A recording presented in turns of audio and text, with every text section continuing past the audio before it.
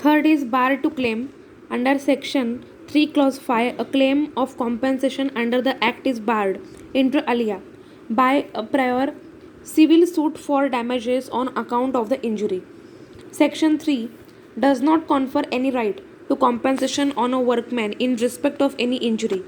If he has instituted a suit in a civil court for damages in respect of the injury against the employer or any other person, no suit for damages is maintainable by a workman in any court of law in respect of any injury if he has instituted a claim to compensation in respect of the injury before a commissioner, or if an agreement is done between the workman and his employer providing for the payment of compensation in respect of injury in accordance with the provisions of this act.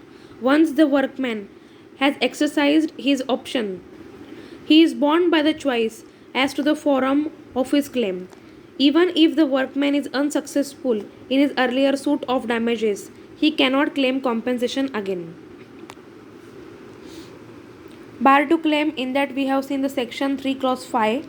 A claim of compensation under the Act is barred inter alia by a prior civil suit for damages on account of the injury.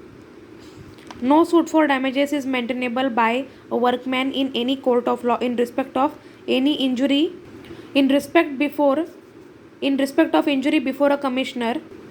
And second is if an agreement is done between the workman and his employer providing for the payment of compensation in respect of the injury in accordance with the provisions of this act.